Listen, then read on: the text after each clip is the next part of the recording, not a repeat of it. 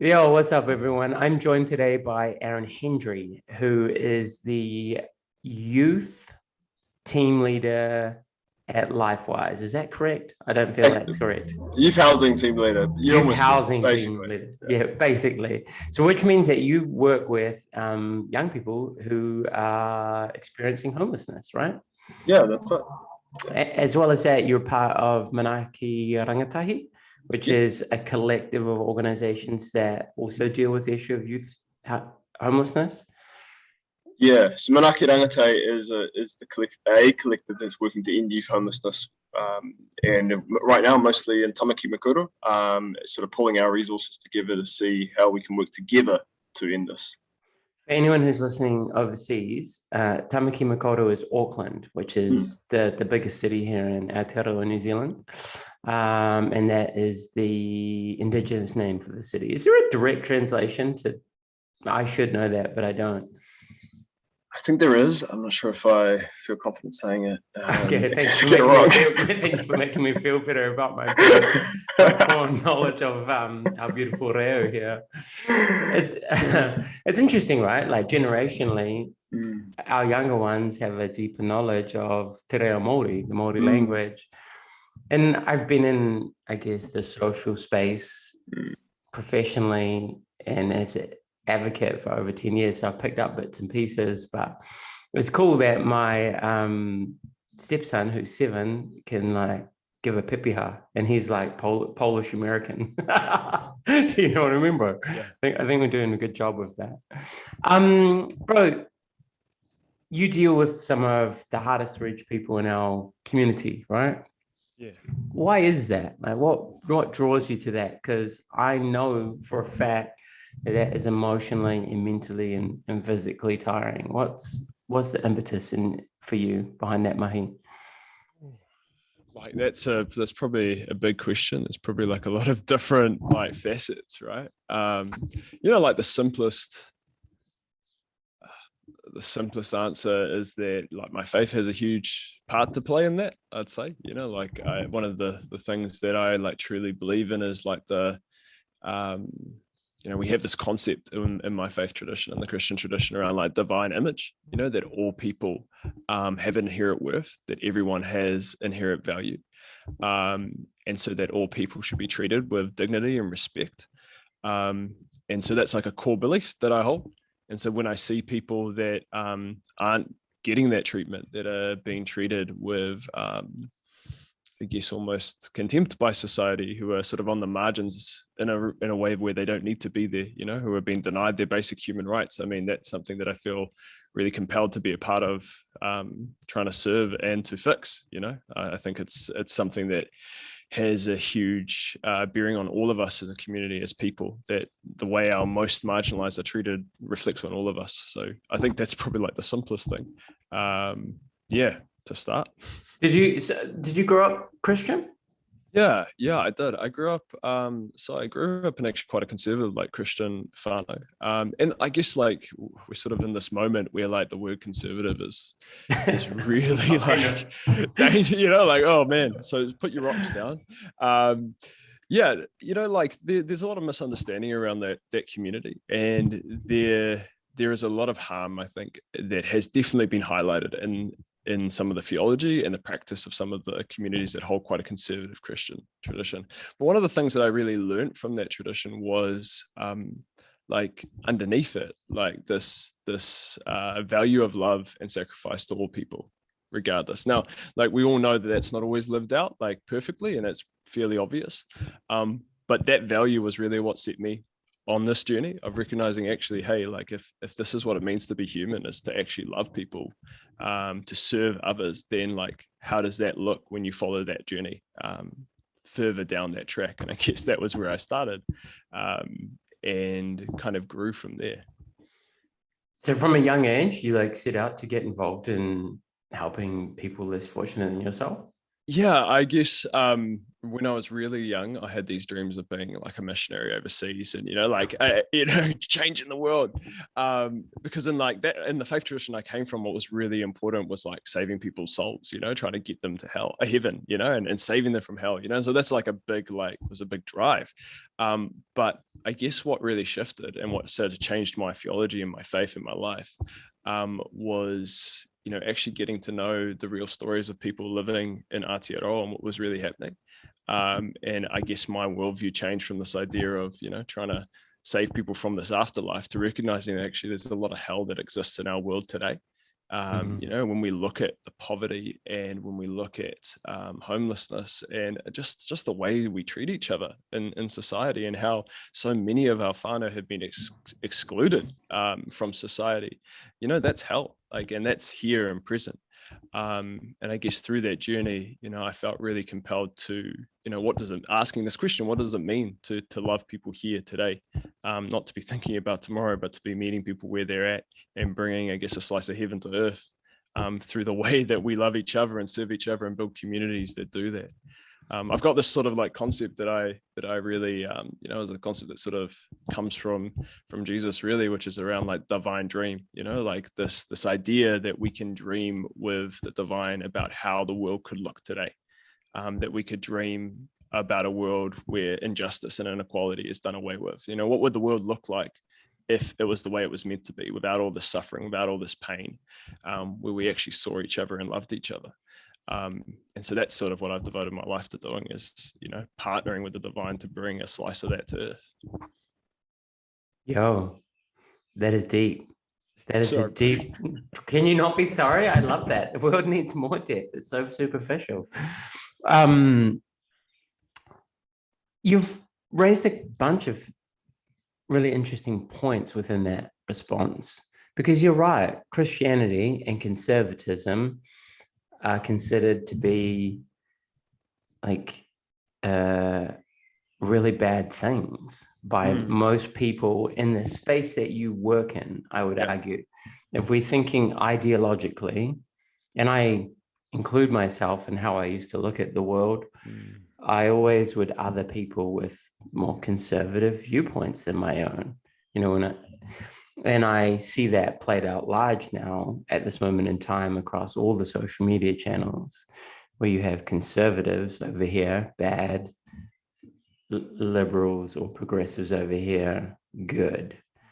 When in fact, I would argue, while I would think there are particular social and political and economic policy shifts that we need to make, how we treat one another as people doesn't depend on the ideology that we publicly profess to be part of. Is that sort of where you're at? Like, it doesn't matter who you vote for, but if you're a good person and you're genuinely helping people, that counts for more.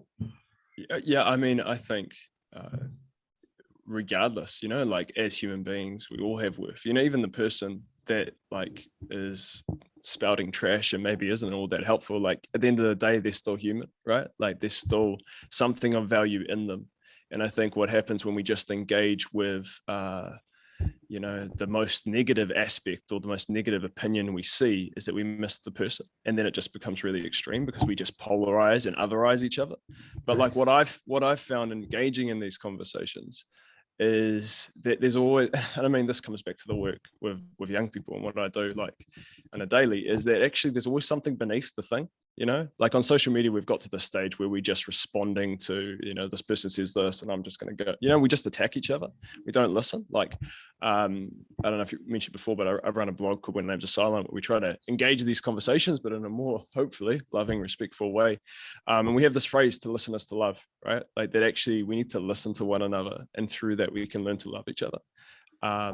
And that actually often, like what is sitting behind it, like think about the protest that just recently happened, down in Wellington, right? I know a lot of people that support that movement, and they're not these villains that they're being caricaturized as, like I have some significant disagreements with the way they view the world and maybe their view around the space. And I've had some of those conversations with some of them, but actually they're people that really believe in what they're doing, and they also really believe in like loving the poor and the marginalized and those on the edge, right? And they're doing what they can in that space. But in this point, like, there's a lot of fear and there's a lot of anxiety, and they're acting out of that. And I think if we can look at that, we can understand that, we can respond to that better. Because if they're not just villains who need to be locked up, or, when you throw stones at, if they're actually just humans with the same fears, the same anxieties I have, then maybe there's a point where we can get to having at least a rational conversation, but still like parting ways in love, rather than, with more animosity and hatred. Yeah, I fully agree. I think whether someone's accused of thought crimes or real crimes, like, we need to find a space where we can communicate. Yeah. With the intention not of winning, but of understanding. Yeah. And only then will we be able to create a constructive outcome, and not just more disharmony in the world and more pain, from which more suffering will emerge, right?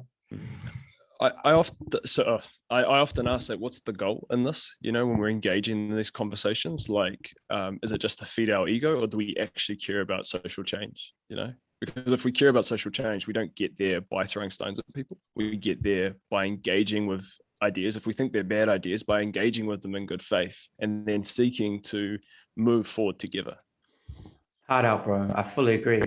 In hindsight, now that I'm, getting older, I definitely think that I filled a little bit of my inner sort of void with, oh, I'm saying the right thing, or I'm doing the right thing, and appreciated the validation that the internet gave me for doing that. But it actually wasn't constructive. It didn't really shift the dial on any sort of anyone's belief system or behaviors, and it actually drove people away from the conversation. And it's actually been a real joy to take so much of my identity back from that, from what I thought I believed or what I professed to believe. How do we encourage other people to be more constructive with how they engage in these topics, do you think?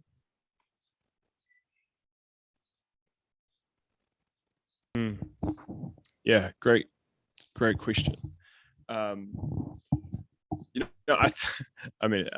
think I said it before, like, recognizing people's shared humanity, that's something that we can, both hold on to. And I guess focusing on what we're actually trying to achieve. I noticed the call out culture that we have on social media, and I wonder how effective that is to actually bringing people forward. When people feel attacked, when they feel like their worldview is being shaken and rocked, they pull back, right?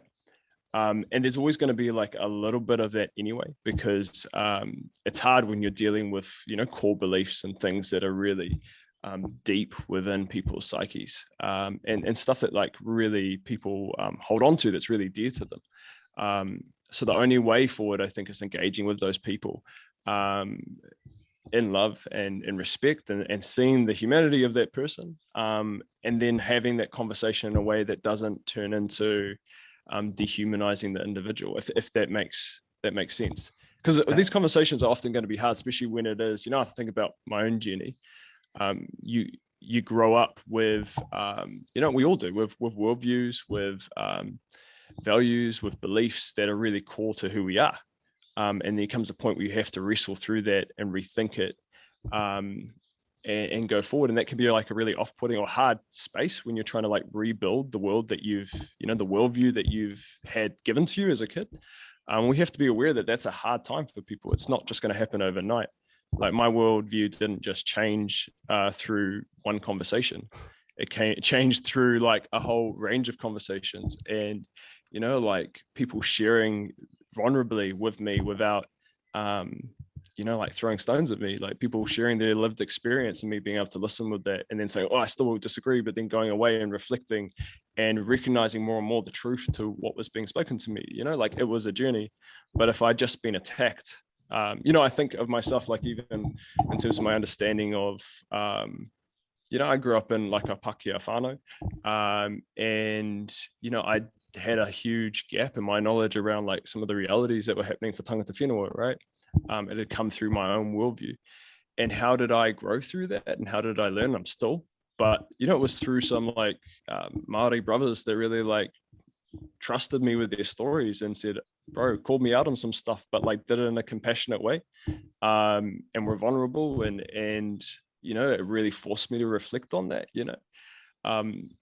And it took time still to grow through that, to change and be challenged and to develop. I think we've got to recognize that we're not going to change people's perspectives overnight, and we're not going to just flick your fingers and it's done. You know, it's a journey. And we got to recognize and give other people space to be on that journey as well. And I know I don't always do it right, like through this, but I think if we hold this core value of, you know, actually everyone has worth, everyone has mana, and that actually maybe just assuming the best of people. I think when we cut down to it, most people don't want to see other people suffering.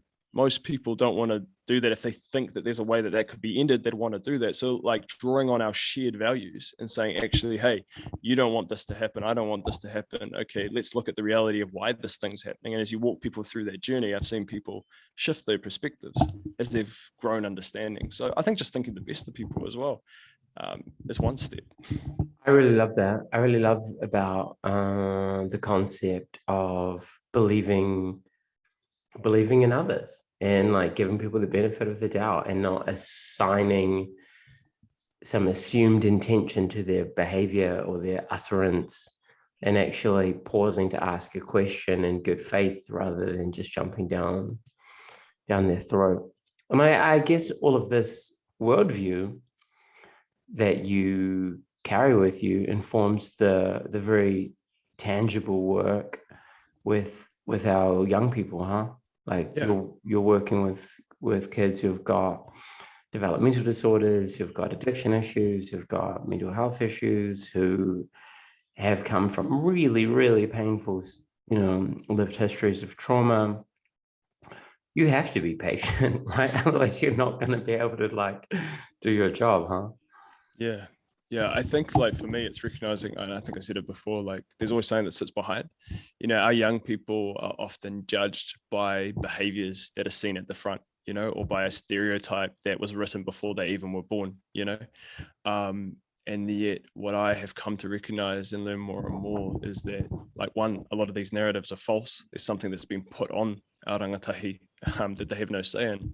But often when we're looking at behaviors and our rangatahi being judged by these behaviors, there's something that sits beneath that, right? And it's often trauma, you know. So for the young people that we serve, like most of them have experienced homelessness for the majority of their lives. Like some of them were born into a care system. They were born into a traumatic environment and have lived that every day of their life, you know.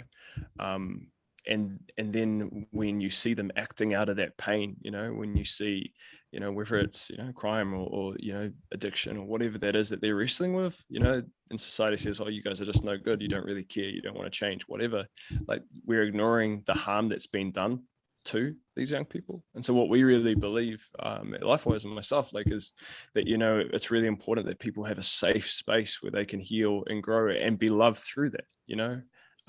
We believe that like healing happens through unconditional love. So we meet young people where they're at and we refuse to let go. We walk alongside them as long as they're willing to walk alongside us. And healing and transformation happens in there. How do you hold that balance between walking alongside someone and also helping them take ownership and self-responsibility for their part in where they're at? I think that's in the, you know, for us, it's walking alongside, not dragging someone along, if that makes sense. Like as youth workers, like one of the key like values that we work out of is youth participation, you know. So young people have a right to participate in the systems and structures that, you know, are affecting their lives, but also in their own life, right? So like there's two principles, is like enriching mātauranga and youth participation, like good information. So providing young people with really good information around, hey, like this is what happens if you make this decision, you know, X, Y, and Z might happen. If you make this decision, X, Y, and Z might happen. When they make those decisions, it's not for us to rescue them for that, but we'll be there through that, if that makes sense. Like, I guess what I see sometimes is that people are with a person who's gone through like a complex history until they make a decision that they disagree with. And then they're like, well, you got to bear the consequence of that by yourself. like our thing is like, hey, actually, if you've made that decision, yeah, maybe it's one that's hurt you or it's hurt others, but we're still going to be with you in that as long as you're willing to have us there. And we'll keep loving you through that as long as you're willing.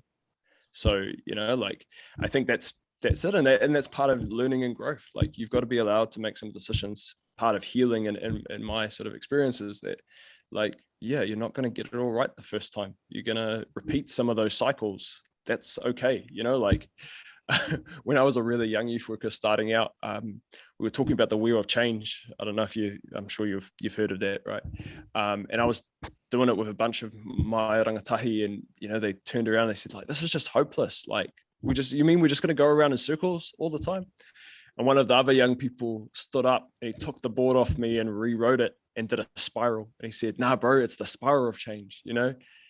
Even though we relapse and we go back around the circle every time, we're higher and higher up, and eventually we'll be out of it, you know?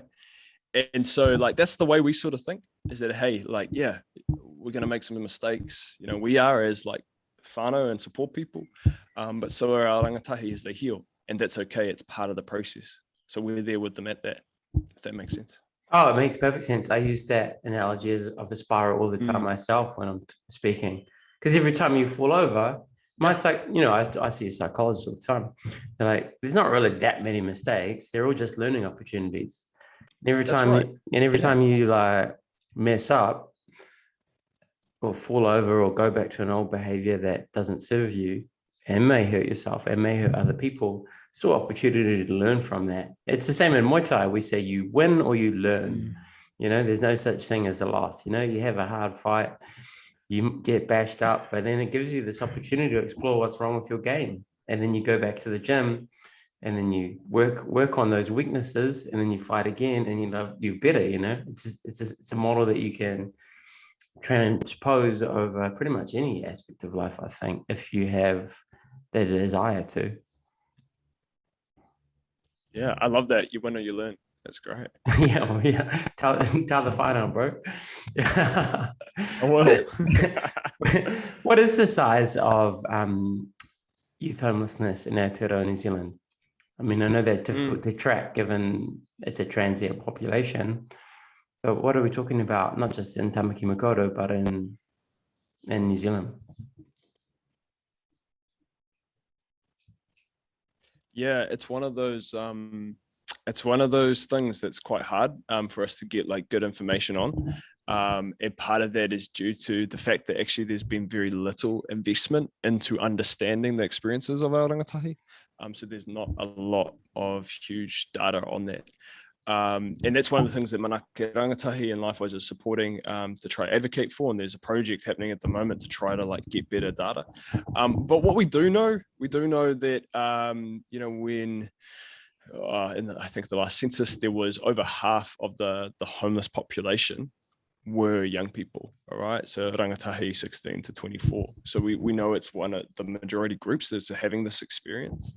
I mean, anecdotally, we like, for example, like since the lockdowns began, like we've had over 80 young people just reach out for help. And, you know, we know that we're not going to be able to house like even like 80-90% of them, you know.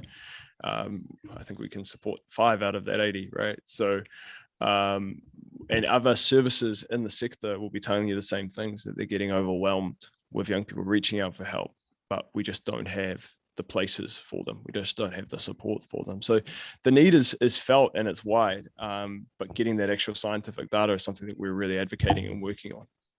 You're asking central government to conduct that sort of surveying and that sort of scoping exercise?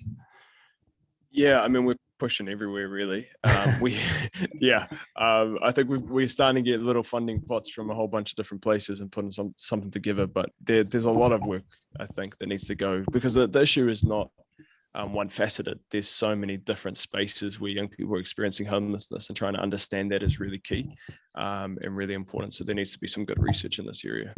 Yeah, I think a lot of people don't understand that home is not a safe space for a lot of people, particularly at this moment in time with this extended lockdown. We know that alcohol consumption's gone up and people's mental health is struggling, and a lot of people don't have the skills to look after themselves, and that plays out in violence and abusive behavior or neglect. And kids are at the bottom of that, or young people are at the bottom of that, huh? And so it makes a lot of sense to me to hear, I mean, sadly, that you're having so many more people reach out to you. Because if your home's not a safe space, the street might be safer. Yeah, and I mean, one of the things we noticed this lockdown was that we had a whole group of young people that had never experienced homelessness before, but were experiencing it due to just challenges at home building to a boiling point when lockdown happened. And a lot of that was, and I guess I just want to stop there and just really highlight that whenever we have this conversation, one of two things happens. One is that people say, those young people, they're not really homeless. They just need to go home. They just need, we took out this is what happens when you stop smacking your kids, right? Like they just don't want to do dishes, so they run away. So that's like one of the narratives that comes off into that, like just like highlighting what you said, there's a lot of harm and trauma, and for a lot of young people, they're not safe at home. The second point though is then to demonize the whānau and to say, hey, like these parents, they just need to look after their kids. What about these drop kicks? Like really negative stuff. But what I have observed is that actually in these whānau, like whānau care about their young ones. But what has happened is that we've seen generations of disempowerment of whānau. We've seen whānau who've been experiencing poverty for, like I said, generations, right? And that has an effect. That has an effect on the mental wellness of that whānau unit. It has an effect on their capacity to look after themselves and to care for their young people. And then there's a lack of access to resources. There's a lack of access to like good incomes and mental health support and, kai and all of that sort of stuff just leads to a boiling point where there is some real complexity in those homes. So it's not just about whānau like being terrible people. It's that actually some of those whānau are themselves the products of a system where they grew up transient themselves and are now struggling with the lifelong effects of that trauma and have not had the opportunity to heal or the support to heal. And our teenagers, our young people get caught up in that cycle.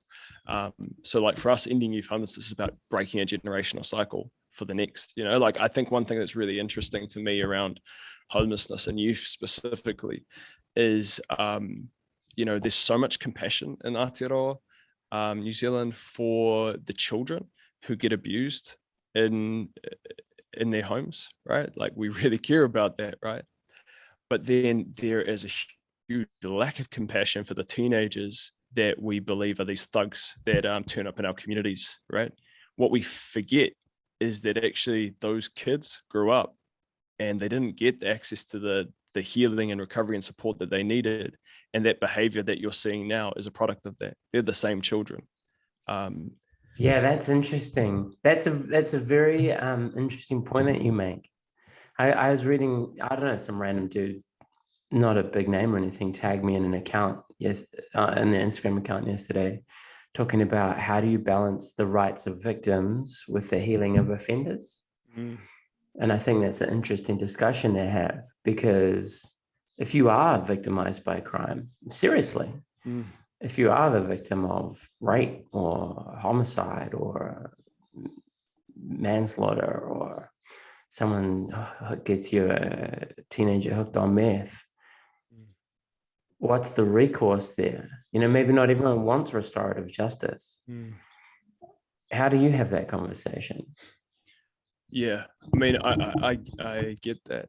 I guess one thing that in the communities that I'm in, a lot of the violent crime that we see is actually it's both and, right? People are both victim. It's not as clean. There's not this binary where there's these like victims on one side and the perpetrators on the other. Often it's a lot more complex. There's a lot more gray in that space. I guess a question I always ask is what works. Does punitive revenge-based justice, does that work? I know that there's a desire in us as humans sometimes to just see someone punished, but it doesn't change anything. And so the question I always ask is what is actually happening that's caused this and how to respond to this? This isn't to say that there aren't consequences, and there shouldn't be consequences. Yeah, but what are those? And actually, if someone has acted out of pain and trauma, there may be some stuff that has to be done there, like through a legal space, but also what healing and support can be offered so that this doesn't continue. If we just punish people, these issues just continue to grow. You know, you can't lock people up and expect that things are going to change. Eventually, those people come back into our communities, and it doesn't make our communities any safer. I think there has to be this balance between recognizing the humanity of people, of everyone, and responding to that, and creating an environment where people can be healed and to recover through these things. That's a really interesting parallel that you raise between, you know, we're talking about the nature of discourse about social issues, you know, online or in our personal lives. And often you mentioned, what is the outcome that we're trying to achieve here? Do we want to punish someone for saying something wrong or thinking something wrong? Or do we want to engage in like constructive dialogue? And it's the same with the judicial system. What is the outcome we want to achieve here? Safer communities, healed people, or punishment and vengeance? I think that's really transferable, right? Like, because you're right, bro. Man, like prison, I do know, I have some friends who've been incarcerated.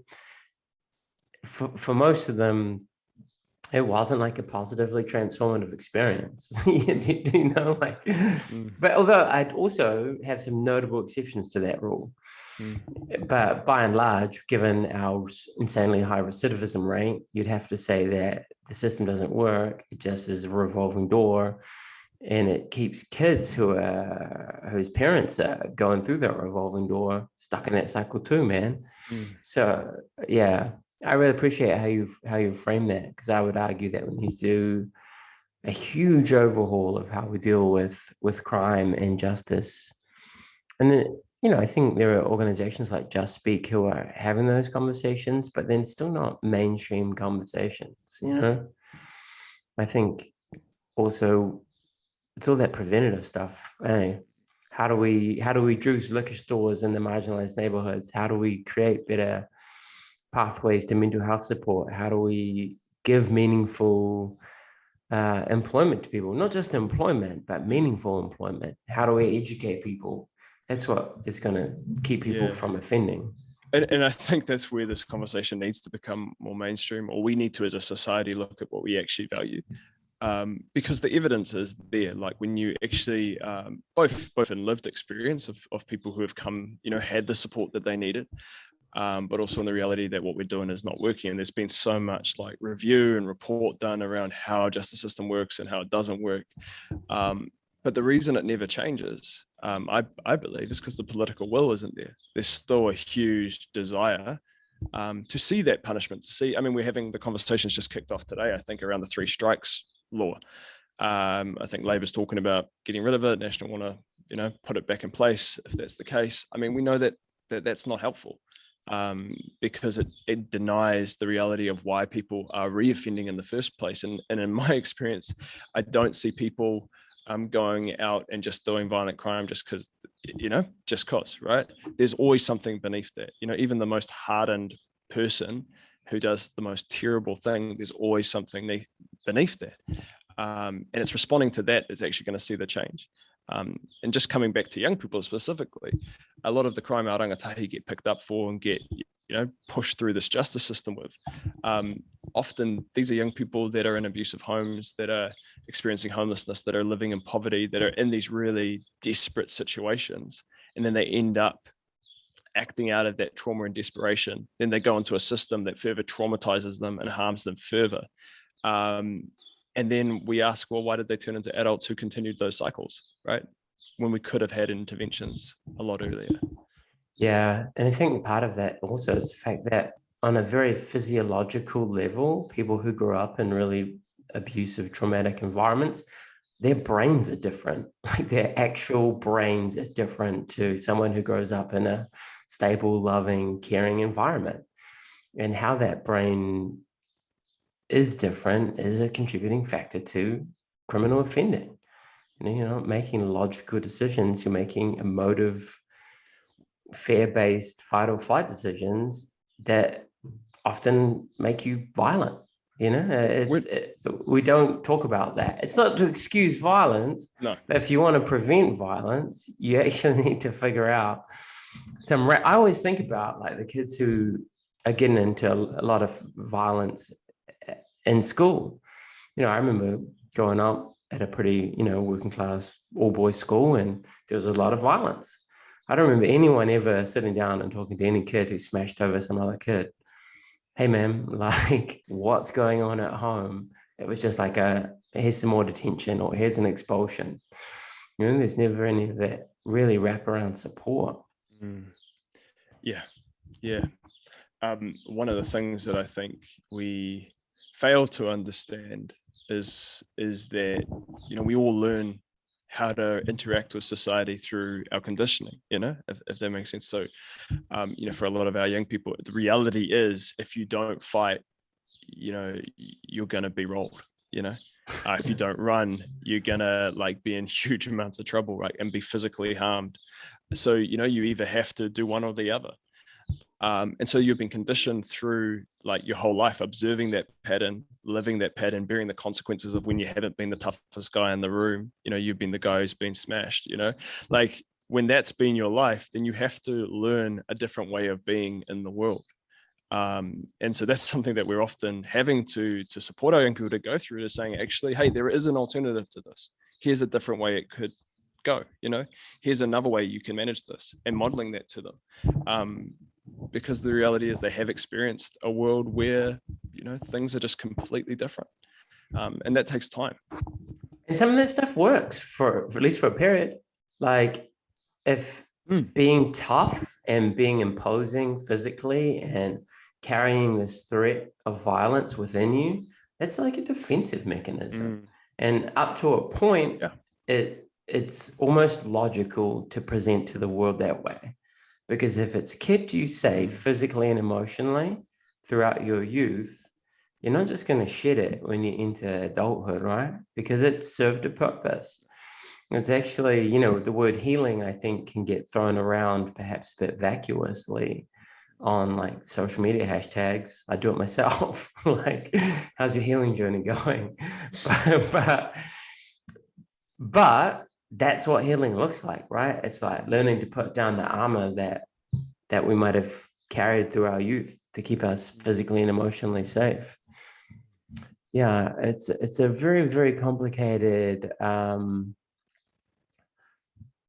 role that you've decided to pour your life into, man. And I really commend you for doing that.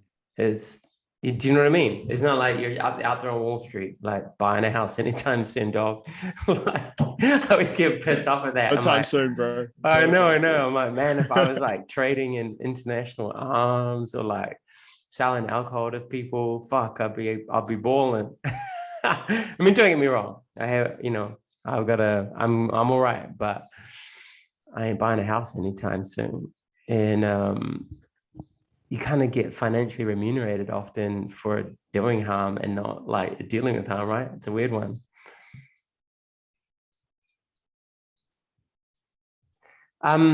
What do you think anyone listening to this can do at home to help our homeless young people, or to indeed look at some of changing those cultural drivers for that pathway to homelessness, Who do they vote for? Who do they donate to? What actions can they tangibly take after listening to this and feeling inspired? Yeah, great question. Look, the most basic thing anyone can do is, Manake Rangatahi has a petition going at the moment in youth homelessness on Action Station. You just look that up on Google, you'll find it. Just lend your name to that. There's some big structural things that need to change to support our young people. But the only way that's going to happen is if the political will is there to move it through, right? As organizations, we continue to advocate, we continue to build pressure, but really there needs to be a political will within the community to say, actually, we don't think it's acceptable that any of our children, any of our young people have to live on our streets. We think that just needs to not happen in Aotearoa, and let's do something about it. And we know that when the voice of the people is loud enough, things change. We saw I think it was around 2017, where there was a huge public outcry around homelessness in general. And the major parties, everyone was scrambling over themselves to be the party that had the response and was willing to pour the funding and the money into fixing it. Now, the issue that happened there is that young people's voices were excluded from the conversation. despite knowing that over half of that population were young people. And the initiatives that were set up weren't tailored to meet the needs of young people. So now what we're having to fight for is to say, actually, you need to have a tailored approach, and you need to actually address the structural issues that are leading to youth, our rangatahi, experiencing homelessness. So that's one real practical thing that people can do, along that line. If you're sort of like politically motivated, emailing or reaching out to your local MPs and petitioning them to ask what they're going to be doing to push this. But I'm also a big believer that these issues they start in our communities. That someone said once, and I can never remember who said it to me first, but I think it's so true, is that homelessness isn't a problem, rather it's a solution. The real problem is the brokenness within our communities, and homelessness is the solution we've come up to solve that. So, for me, I'm often thinking, how do we actually create communities of care where we actually know each other, see each other, and care for one another? I'm a part of an initiative as well outside of my everyday mahi with my local church. We're working on like an initiative that would enable us to use our spare rooms in our homes to house young people who need that, right? So we're hoping to get that off the ground fairly soon. But recognizing that actually as communities, we've got the capacity and power to heal ourselves. We may need some of those resources, we may need to be empowered to do so, but there's some real community conversations we can be having around how do we look after one another. And sometimes it's really just around supporting your neighbor, or, your auntie or your uncle or cousin or whatever, that actually you recognize that things are going on for them and it's hard. And rather than saying, oh, go try find a motel, like come and sleep on my couch for a while we try to sort stuff out. Like there's a lot of this happening, but we can do that. I often, with some of the young people that come through our door, sometimes I wonder like how many people that in their own community who could have intervened or could have prevented this have passed this opportunity up, saying, I get calls almost every week from people that say, who are talking about a young person who's going to be homeless pretty soon. And they're begging them for us to take them. I'm like, and I recognize with this, there's a lot of complexity, but actually the people who are best positioned to support our young people are their whānau, are those in their communities. When they come into a service like ours, they've been torn and ripped from their whānau often, and they've been pushed into a group, into a life of, I guess, adulthood way sooner than they should have been done. So if we can prevent young people from coming to our services, that's what we want to do. So I guess the question is like, how can you empower your community to do that? How can you be a part of the solution? And those are individual conversations you have to have in your community, but I think there's a lot of power that can come through those conversations. I love that. Shop bro, thank you for taking the time to talk with me today. That's really insightful and it's really helpful. And I think anyone who takes the time to listen to what you've had to say and really digest it is going to be better for it, and they're going to be better suited to being part of the solution to this issue, and indeed many issues. Given that we've talked about how do we talk about talking about things, yeah, it's been really great. I really appreciate you making the time. I know you've just moved house. I know you have a lot going on all the time, and that you must be extra busy given COVID and how that affects our communities. So yeah, thanks very much, bro. And I'm glad to be in connection with you. Awesome, my bro. Appreciate you too.